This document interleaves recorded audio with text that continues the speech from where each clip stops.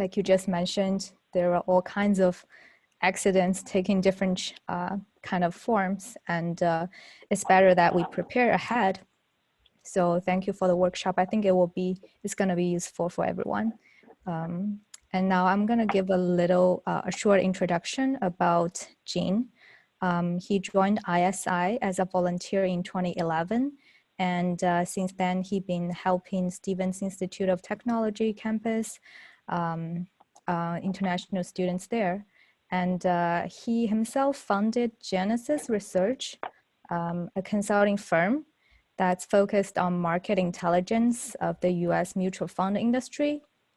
And their clients has been covering 80% of the market share of the total US mutual fund assets. So this is quite impressive. And if any students are interested in financial advices, I think Zheng will also be an expert to go to. So now I'll hand over to Zheng, and for any questions during the presentation, I kindly ask you to send that in the chat box, and then we will discuss about these questions after the presentation. Okay, I'll hand it to you, Zheng. All right, thank you, May. Those are really kind words, much kinder than what my wife usually says to me. And I can say that because she's not within 10 feet of myself. So anyway, all joking aside, you know, she's great. So I've been fortunate to, you know, as May mentioned, I've been fortunate to be part of a consulting firm that I started in 2002. And I recently became a grandpa. And so, you know, I don't know if Doris knew she was inviting an expert on accidents when she asked me to give a seminar on accidents. But to give you a little bit of a background about myself, why I'm an expert in accidents. I've been involved with multiple auto accidents. Last year, I fell from my motorcycle, broke my collarbone. Last April, I was involved in a simple procedure that was supposed to be, you know, essentially, it's a same-day surgery that resulted in a 14-day stay in the hospital. So, you know, that was definitely medical malpractice. So, you know, I'm going to be speaking mostly from personal experience tonight about all kinds of accidents. So I'm going to go ahead and share my screen. I did prepare some PowerPoints, and let's do this. All right, so when, you know, what do you typically associate with the word accident, right? So you wouldn't think of a bad haircut as an accident, right? So this looks like, you know, maybe it was intentional, maybe it wasn't, but, you know, to me, accidents, you know, take shape in all kinds of situations. And here's another potential example of accident. So, you know, this looks like clearly it was some kind of accident. So, you know, I don't know how many times people actually run into tanks, but, you know, certainly, you know, getting into accidents with automobiles, that's very common. And as I was preparing the PowerPoint slides this week, this has happened today. My daughter was walking my dog in the neighborhood, and there's a new family that's moved in from Staten Island, and they have a huge dog. She looked like she was probably at least 70 pounds or so, and just decided to charge out the house, and, you know, basically took a big chunk out of my dog. So, you know, accidents can happen in all kinds of situations. Essentially, anything that you're not expected. Fortunately for Rocky, he's okay now. We took him to a vet, and my daughter's going to bring him home pretty shortly. So, so these are the accidents that we're actually going to be talking about tonight.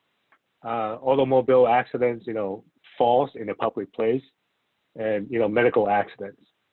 So let's jump right into auto accidents. So you know, what comes to your mind when you are involved in an auto accident? You know, what's the first, you know, obviously there's a lot of things going on. It might be a multiple pileup, multiple car pileup. There might be, you know, injuries to other cars, you know, within your own car.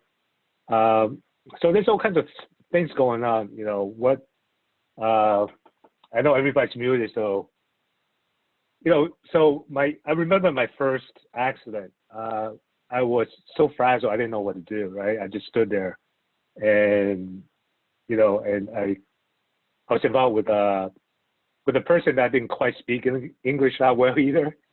So I think the two of us just hung out there, you know, waiting for the police to show up. So I made a list of, you know, essentially sequentially what you should do if an auto accident happens. So the most important thing is get out of harm's way. That's absolutely rule number one.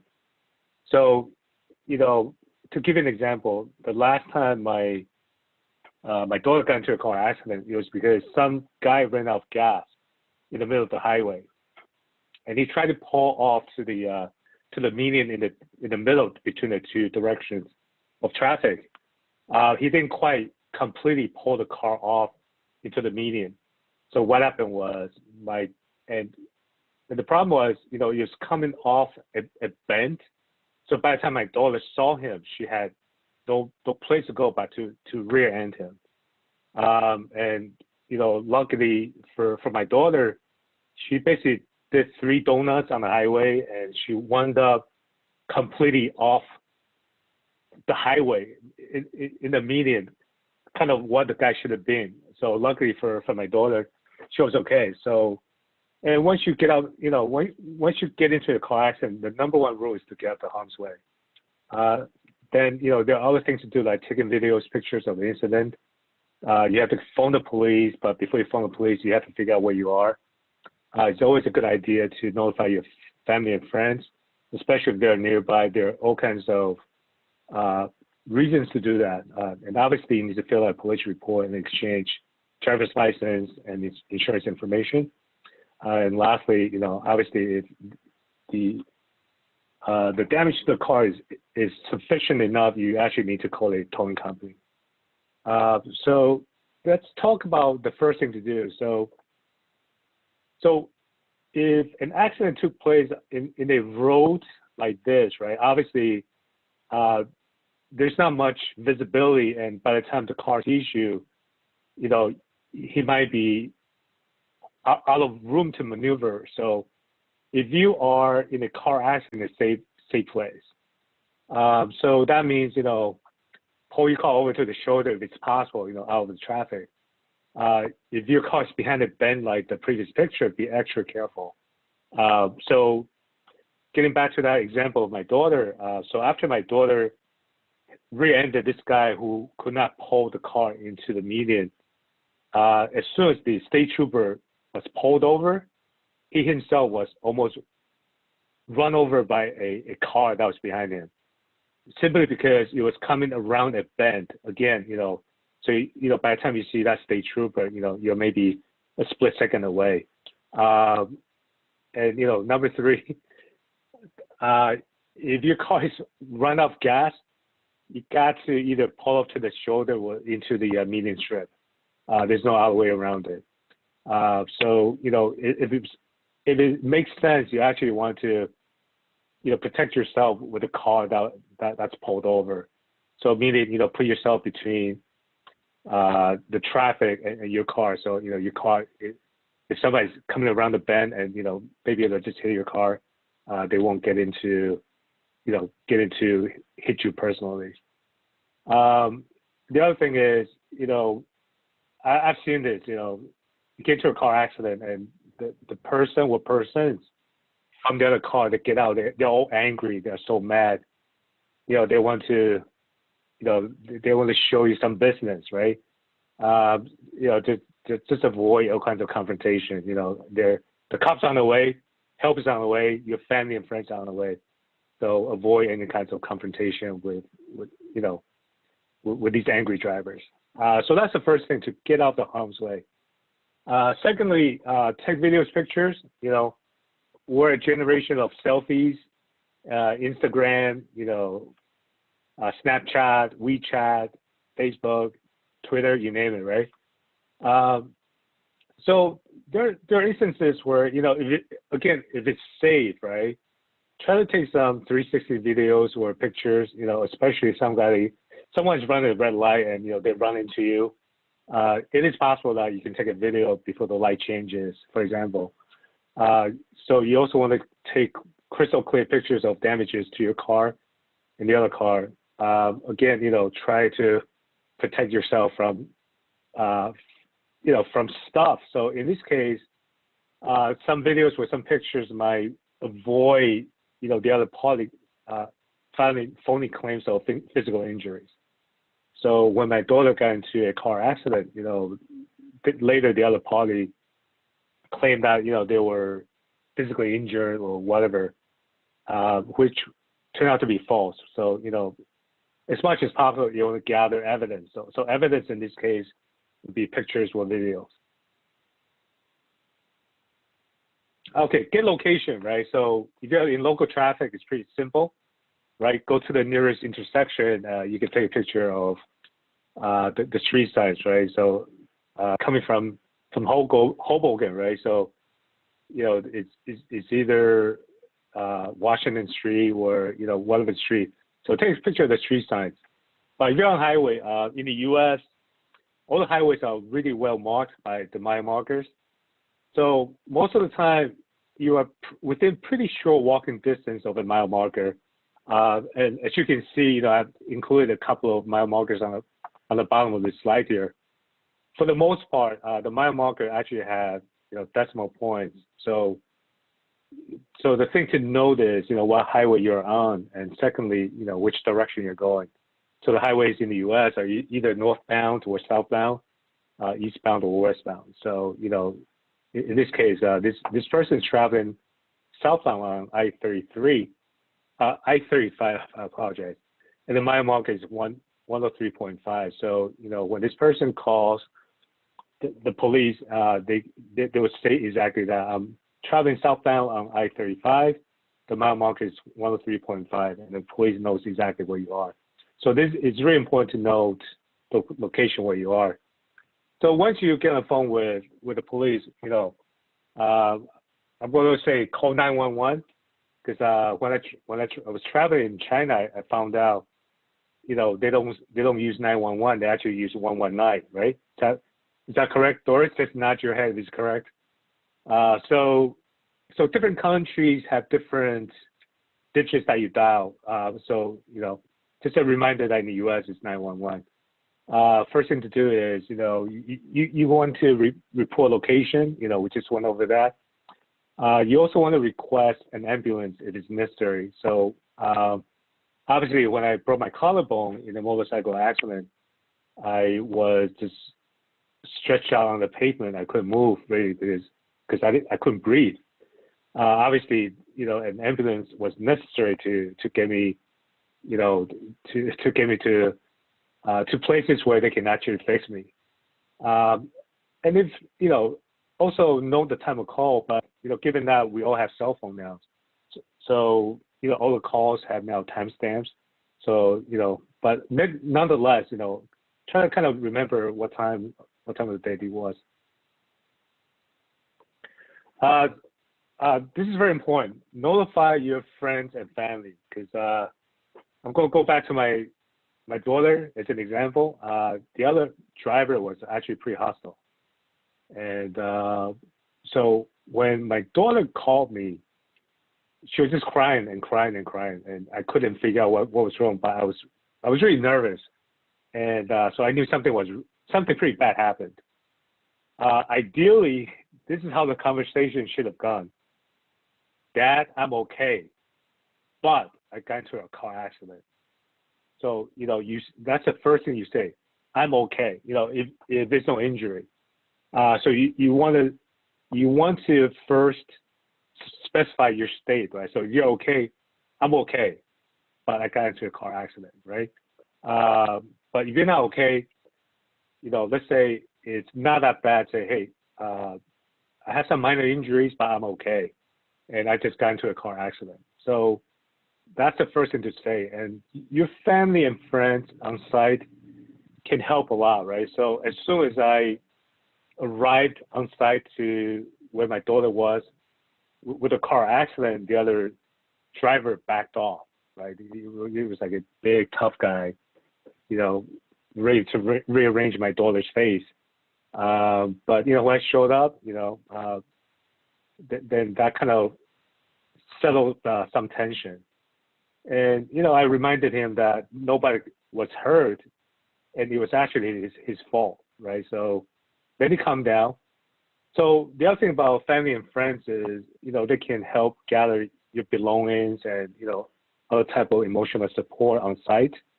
So when I got into a motorcycle accident, my buddy came and helped. He, you know, he arranged a tow for my motorcycle. He picked up my belongings and, you know, he followed me into the hospital.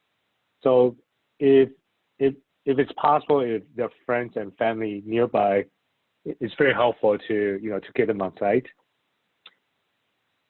So, you know, filling out the police report is always a good thing, you know, regardless of whether you want to file a claim to an insurance company or not, because in the US, it's so easy to get sued for anything.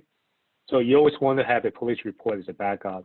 And, you know, you don't have to file a insurance claim, even though you filed a police report, but it gives you the backup, right? So later, if you decide that you want to go through the insurance company to, you know, to get some payments for either medical bills or, you know, automobile repair bills, you would have the option. So of course, exchange insurance cards and registration information. Take a picture of the other guy's driver's license and make sure it's the person. It's pretty important, actually. It's a small detail, right? You wouldn't believe like how many people are driving without a real driver's license when expired driver's license. So this is actually a key piece of detail that you have to jot down. So fill out the police report. Always have that in your back pocket. And finally, call the towing company. So we're getting to the part where all this stuff is settled. So usually the police would actually help. Sometimes will help you call the towing companies too, because especially in places like New Jersey, you know, only certain towing companies are actually allowed on certain highways. So I was involved in an accident on Garden State Parkway, but you know, I couldn't just call anybody. You know, it has to be a you know, New Jersey State Police approved towing company. So I would recommend get AAA membership, $50 a year. Best $50 you ever spend in your life. Better than, you know, 10 cups of Starbucks. Awesome $50 to spend. And you know, my daughter was driving a Subaru, and believe it or not, Subaru actually has roadside assistance if you buy the car through the dealership.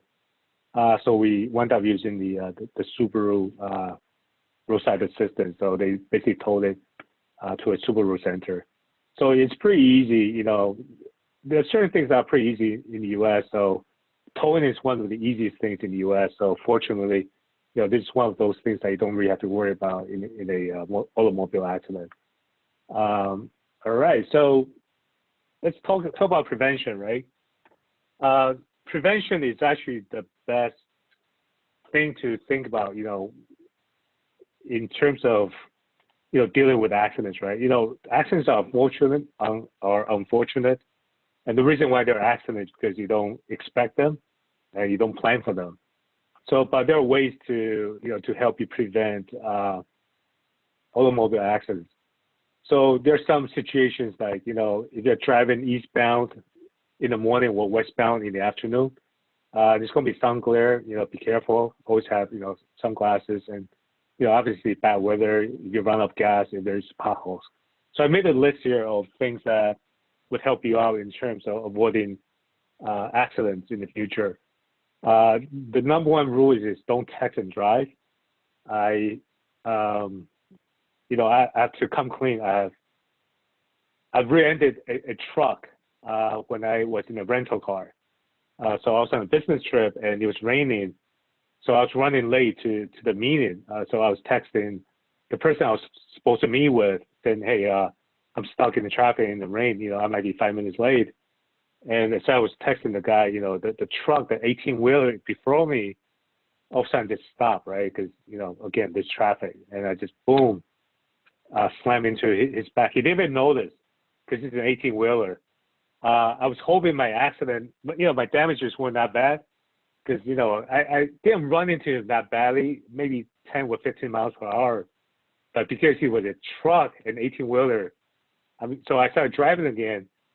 And the guy in the next lane started, broke down his window. And so I tried to get my attention. Hey, look, your bumper's hanging, hanging out. Your front end is kind of like falling out of the car. So obviously, don't text and drive. That's rule number one. Don't drive under the influence. So influence could be anything, right? Too much alcohol, some kind of medicine, for medical reasons. Or you're just in a bad mood. Your dog just got bit by another dog. You're in a bad mood. So try not to drive under influence. Don't drive while you're fatigued. So I recently became a grandfather. My grandson lives in Texas. So because of the COVID season, we don't fly anymore. So when we want to see our grandson, we have to, we literally drive to Texas from New York. So, obviously it's very difficult to say, hey, I want to make some good time, but at the same time, I'm tired. If you're tired, just pull over, right? Don't run yellow lights. Obviously don't run red lights. Yellow doesn't mean go faster. Yellow means slow down and prepare to stop, right? Yellow does not mean, speed it up. Believe it or not, rubbernecking actually causes a lot of accidents. So for international students, I'll explain what rubbernecking means. So rubberneck is make your neck like a rubber that stretch really long. So we see another accident on the road, you stretch your neck real tall, trying to see what's going on with the accident. So that's called rubbernecking. Avoid driving in inclement weather. Inclement is a fancy word for bad. So don't drive in the bad weather. Do not run off gas. I'm talking to you from experience. Running off gas can cause accidents. Maintain your car, obviously, brakes is the first thing that comes to mind, or fluids. You might be, most of the cars are pretty advanced now, but back in the day, you had to put in steering fluids, all kinds of fluids to make a car run properly. So maintain your car. Always have sunglasses in the car because it is absolutely critical that, if there's sun glare, you have some kind of protection against that. Beware of road hazards. So, the previous slide, we saw a pretty big pothole, right? The problem with potholes is, especially in the rain, you don't know the depth of that pothole. So a lot of times you drive over, boom, the entire front end collapses. Number one, it damages your car. Number two, you might change the direction of the car and throw you into oncoming traffic. I've seen accidents where people run into the oncoming traffic. It's not pretty. Always signal before you turn. So, everything here we talked about is pretty common sense. Reason why you want to signal before you turn is if you make yourself predictable to other drivers on the road, you're going to avoid a lot of trouble. So everything here is common sense, right? Avoid danger, make yourself predictable, and that's pretty much the bottom line. Okay, so that's the best thing about prevention. Prevention is the best cure for accidents. Now I want to talk about insurance a little bit. Given that everybody's on mute, I'll just keep going. Unless you have questions, you'll stop me. So there are different types of insurance in the U.S. Liability is the most basic minimum coverage that most states require. So what it means is that if you're at fault for damages to the other person, the insurance company will pay for it. Collision will cover your own car. It doesn't matter whose fault it is. The insurance company will repair your car. There's something called the PIP, right? Where I live is called Palisades Interstate Parkway, but in the insurance world, It stands for personal injury protection. So this is, pretty much regardless of who is at fault. So if you get into a car accident, you have the PIP coverage. Your insurance company will pick up your medical bills. There's insurance against uninsured or underinsured coverage. So what that means is, if you get hit by a driver who's uninsured, or they don't have enough coverage to cover your damages, you actually can buy coverage for that. And of course, there's comprehensive, which is, basically everything, which is liability, collision, whatever you can throw in there. So therefore, the word comprehensive includes collision, medical expenses, liability, and, pretty much everything that we mentioned here. Okay, so there's something called a no-fault states. So what it means is, so in New York and New Jersey, these are called no-fault states. And I have a little experience with this as well, because, when I got into the motorcycle accident, it was I basically fell on my bike. I wasn't hit by another car, no one else was involved, right? So also, as far as my daughter's most recent accident, so basically it doesn't matter whose fault it is in a car accident. Your insurance company has to pay for your damages. That's what no fault means.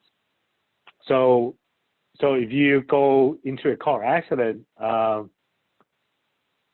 so you're completely at fault, or the other person is completely at fault. It doesn't really matter. The insurance company would just pick up the what are the payments, right? So of course it gets messy then, if the other guy is not insured, the other guy, woman, person is not insured. So there are two ways that you can get coverage for being hit by an uninsured driver. Number one is okay, so this also includes being hit by a car if you're a pedestrian, right? So as long as you have an auto insurance, so let's say you're walking on Washington Bridge and you get hit by a car on Washington Bridge. So for example, I own two cars, right? So I have auto policies for two cars. So if I'm hit by an automobile on Washington Bridge, I'm covered by my insurance company, especially in a no-fault state. And let's say I'm now, let's roll back the clock. Let's go back time back into the past a little bit. Let's say I'm 22 years old and I'm still covered under my parents' insurance policy. If I'm hit by an automobile and I'm a pedestrian, I'm also covered. So as long as you're in coverage of some kind of auto insurance policy, you could be covered as a pedestrian being hit by a car. There's also a pretty cool program called NJPLIGA, and that's a mouthful. So it stands for New Jersey Property Liability Insurance Guarantee Fund. So they deal specifically with pedestrian cases, especially pedestrians hit by uninsured drivers. So so that's pretty specific to New Jersey, obviously. So if there are students that you know of, or people and friends that you know of, who were pedestrians hit by uninsured driver, you can look into the NJPLIGA fund. But like everything else in the U.S., there's there's probably a statute. I didn't look into what a statute is in terms of how long the statute is. So what a statute is a limitation of time, right? So certain things don't have statute, right? A first degree murder, for example, has no statute, right? But if somebody stole a watch from your home, you don't catch a thief in, I think, 7 years or whatever it is, then if you catch him after 7 years, technically the statute has passed. So statute is a time window within which you can file a claim. So the PIP claims with the NJPLIGA, this is straight out their website, so you can take a look. So I'll read it for you. Pedestrians injured in an accident with a private passenger automobile with no other available coverage may be entitled to the benefits pursuant to the Unsatisfied Claim and Judgment Fund Law, NJSA 39-6-60. Notice of the claims must be given within 2 years of injury. So there you go. That's a statute, 2 years. And notice of intention to make a claim form can be downloaded from the forms library. So, so if you know of anyone who's a pedestrian in Jersey being hit by an automobile, there's actually a remedy for that. There's another type of claim, which is uninsured motorist. So again, individuals injured in a motor vehicle accident involving an uninsured vehicle may be entitled to UN benefits. If no other coverage is available, the UN claims process begins with the filing of a notice of intention to make a claim within 180 days. So that's a little shorter than 2 years, right, as required by NJSA 39-6-65. All statutory requirements of the Unsatisfied Claim and Judgment Fund Law, NJSA 39-6-61, must also be satisfied. And NOI form can be downloaded from the forms library. So there are a couple of remedies in terms of pedestrians being hit by uninsured motorists in New Jersey. Okay, so let's talk about medical accidents. It may happen. I hope for all of you it would never ever happen, because it's not, it's not a pleasant day to, it's not a pleasant way to spend your day or the weekend. For me, I spent 2 weeks that way. So actually, I could not find, so essentially, I was involved in a very, mundane, I guess a very routine procedure, right, for men over 50. So I basically went in for a colonoscopy. Essentially, I came out with, oopsie.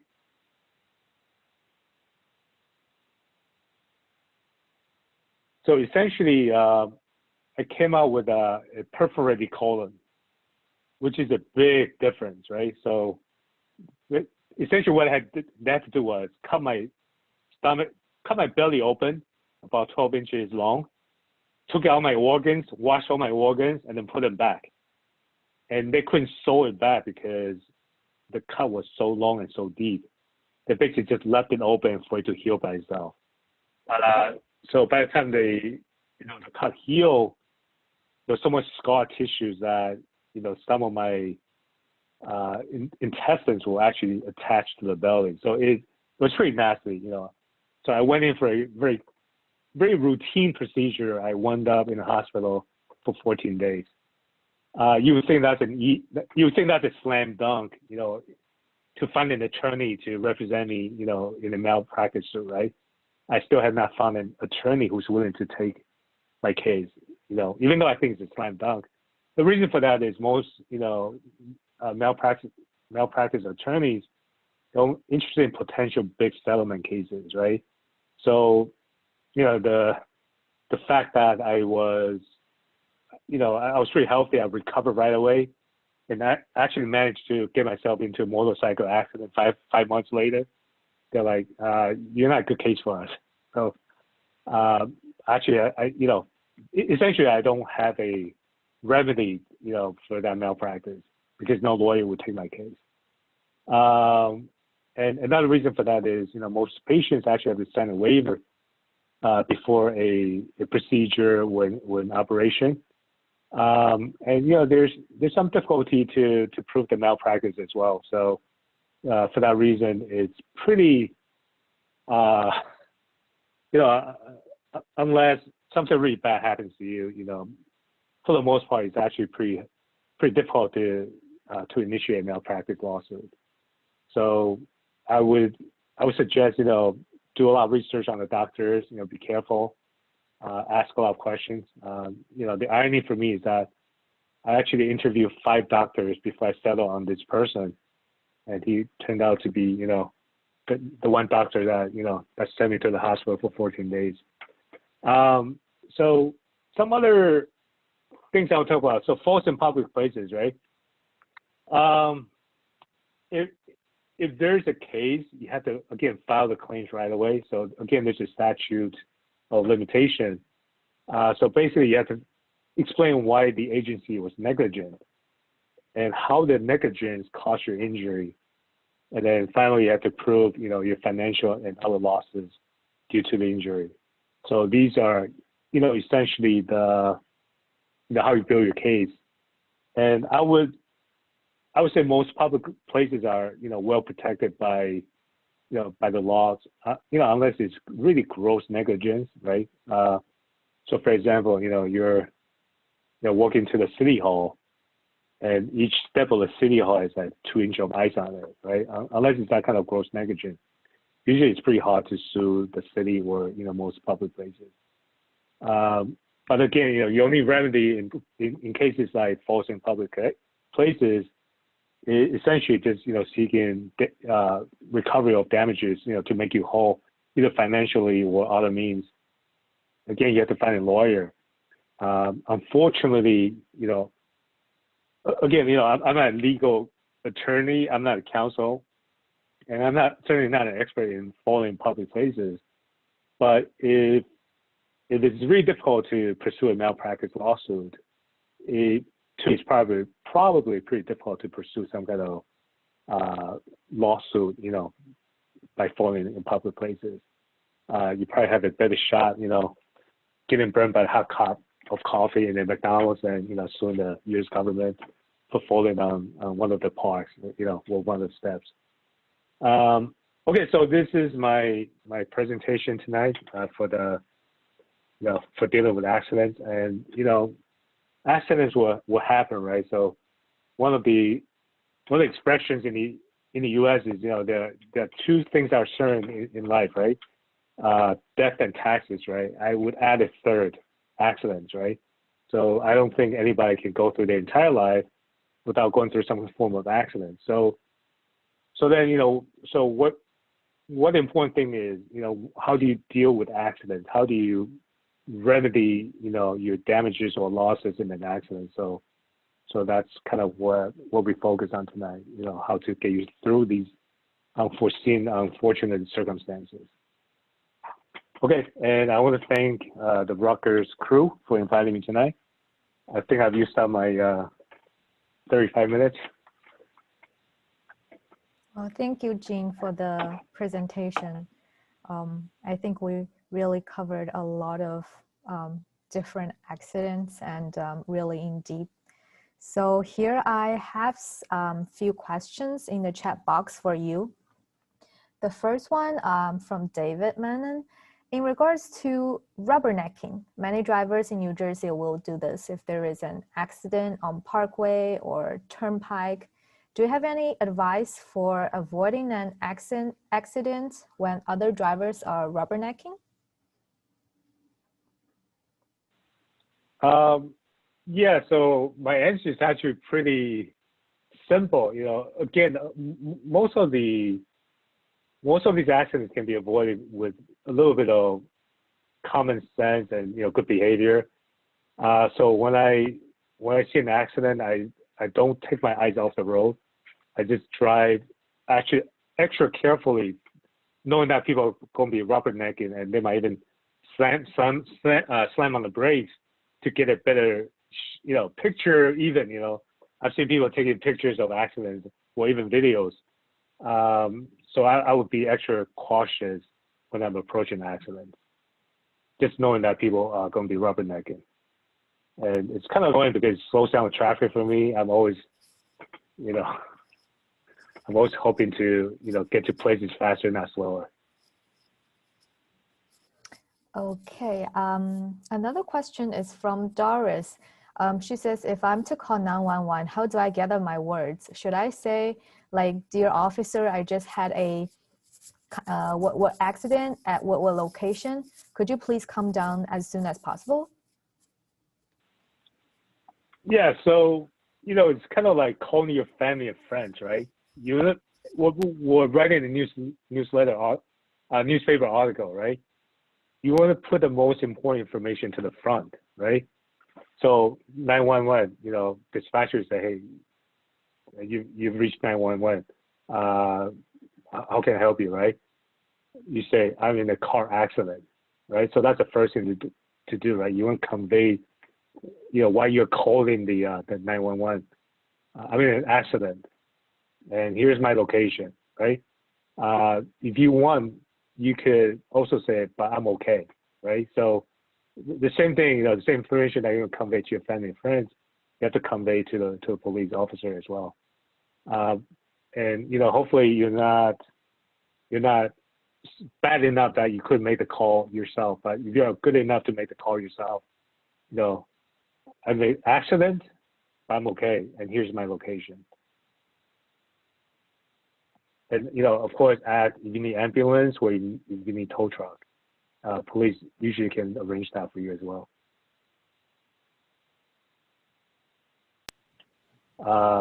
Doris, you don't have to say, could you please come down as soon as possible, but because it is their job to come down as soon as possible. Yeah.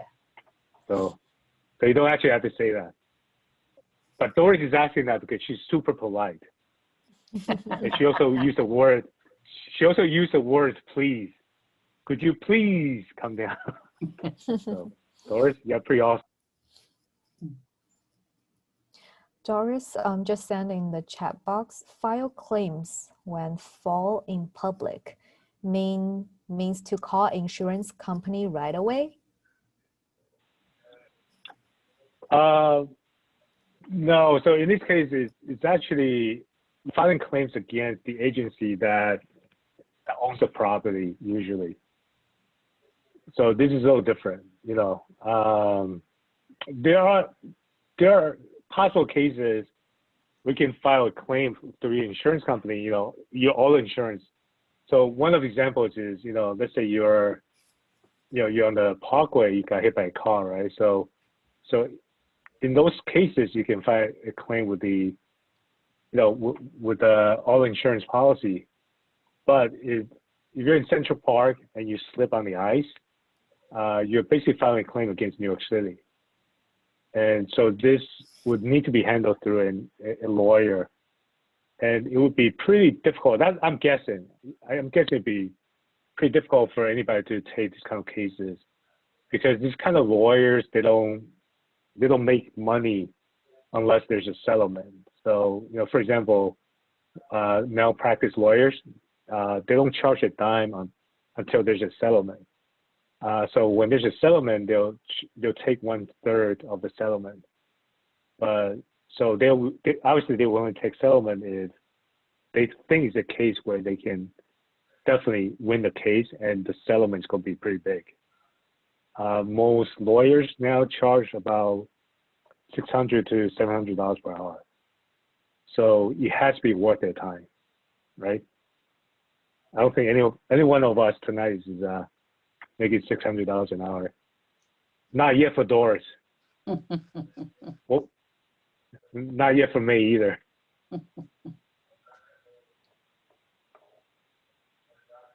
So for that reason, you know, I would imagine it's pretty difficult to sue the city. And plus, there are all kinds of laws that probably protect those properties.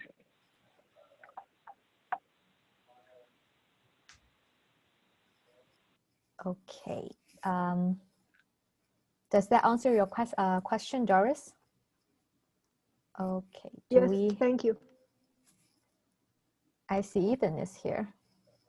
Do you have any questions for Jean, Ethan?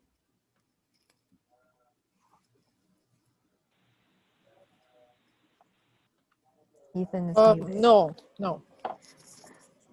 Okay. If we don't have any more questions, then I think we can close the workshop. Thank you again, Jean, for preparing the presentation.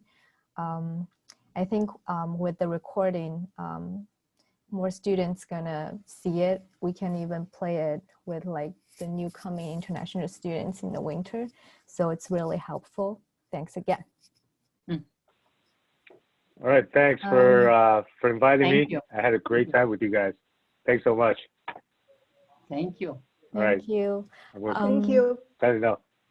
Doris, before we go, I just want to check with you since we're recording this, right? If I hit stop recording, then where can I retrieve the recorded video? I don't want to lose the video after I close the meeting. I think David can answer that question. I never did that. Yeah, so they send an email to the host with a link to the recording when we're finished. Okay. Okay. Cool. And we can edit the length. Okay. Yes. I can add it. Yeah, I can add it. Cool. Okay. I'll stop recording then. Okay. Thank you, everyone. Thank you. Bye. Thank you. Have a good night. Thank you.